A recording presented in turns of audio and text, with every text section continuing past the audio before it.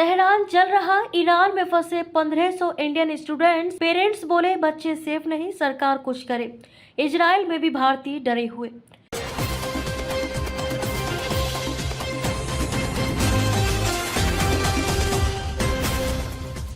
नमस्कार, मैं हूं शालिनी और आप देख रहे हैं MS न्यूज 24 देश की आवाज। आइए बढ़ते हैं आज की बड़ी खबर की ओर।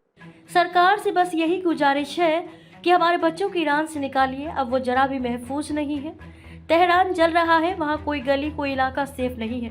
इंटरनेट बंद है, 10 से 15 बार कोशिश करने पर किसी तरह एक फ़ोन लग रहा है। हम सब बहुत डरे हुए हैं। इराक और पाकिस्तान ने अपने स्टूडेंट्स निकाल लिए, अब बस हमारे बच्चे ही फंसे हैं।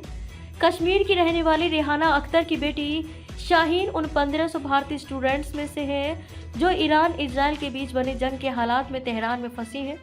इजराइल ने 15 जून की दोपहर तेहरान के हुजत दोस्त अली हॉस्टल पर हमला किया, जिसमें कुछ कश्मीरी स्टूडेंट्स घायल हुए हैं। इसके बाद से वहां फंसे भारतीय स्टूडेंट्स के परिवारों का तनाव और बढ़ गया है। हालांकि तेहरान से 150 किलोमीटर दूर कोम में रह रहे कारगिल के विलायत काचो अभी ईरान को सेफ बता रहे हैं। बातचीत में वे कहते हैं कि यहाँ अब भी सब कुछ आम दिनों की तरह है। वहीं इजराइल के हाइफा में पड़ रहे केरल के सूरज रंजन डरे हुए हैं। वे कहते हैं इस बार हालात सबसे ज़्यादा डरावने हैं। हमास के हमले के वक्त भी खौफ था, लेकिन इस बार ज़्यादा है।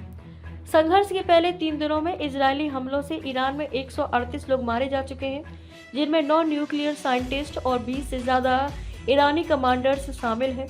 350 से ज़्यादा लोग घायल हैं। ईरान भी इजराइल पर 150 से ज़्यादा मिसाइलें दागी हैं। इसमें 14 इजरायली मारे गए हैं और 380 घायल हैं।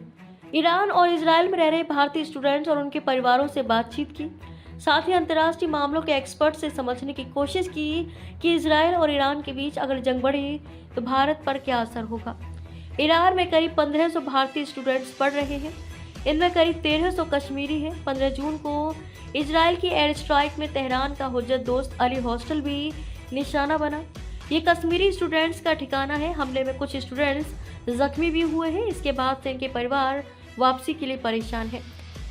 श्रीनगर की रहने वाली सजादा अख्तर का बेटा तेहरान में पढ़ रहा है। वे कहती हैं बच्चे भले ही हमसे परेशान ना होने को कह रहे हैं, लेकिन पिछले 3-4 दिनों से जो हालात बने हैं उसे देखकर हम डरे हुए हैं। हमारी रातों की नींद और भूख प्यास अब खत्म हो गई है। इजराइल इतने मिसाइल अटैक कर रहा है कि कब क्या हो जाए कोई नहीं जानता। ये किसी देश की अंदरूनी लड़ाई नहीं है। कश्मीर के बड़गाम के रहने वाले सोहेल की भी यही गुजारिश है। वे कहते हैं ईरान में सबसे ज़्यादा कश्मीरी बच्चे फंसे हैं। शुरू के 2 दिनों वो भी पैनिक नहीं हुए, हमें ही दिलासा देते रहे कि सब ठीक है, हम सब सेफ हैं। जब से इजराइल ने एरियल अटैक शुरू किया है तब से उनका तनाव बढ़ गया है। अब बच्चे हमें फ़ोन करके गुजारिश कर रहे हैं कि भारत सरकार हमारी वापसी की व्यवस्था करे या फिर कहीं सुरक्षित रहने का इंतज़ाम करा दे। गांदेरबल के रहने वाले मोहम्मद शफीक सरकार से खफा नजर आए। वे कहते हैं 3 दिन से बच्चे सोए नहीं हैं। इस हाल में भारत सरकार को ईरान में फंसे भारतीय स्टूडेंट्स को निकालना चाहिए। इससे पहले जैसे यूक्रेन से निकाले वैसे ही हमारे बच्चों को निकाले, लेकिन इसकी कोई बात ही नहीं कर रहा। खबरों में अब तक के लिए बस इतना ही। फिर होगी आपसे मुलाकात, तब तक के लिए नमस्कार और देखते रहिए MS न्यूज 24 देश की आवाज। ऐसे ही लेटेस्ट अपडेट पाने के लिए हमारे चैनल को सब्सक्राइब करें और तुरंत नोटिफिकेशन पाने के लिए बेल आइकन को दबाना ना भूलें। यदि आप हमें फेसबुक या इंस्टा के माध्यम से देख रहे हैं तो हमारे पेज को फॉलो जरूर करें। धन्यवाद।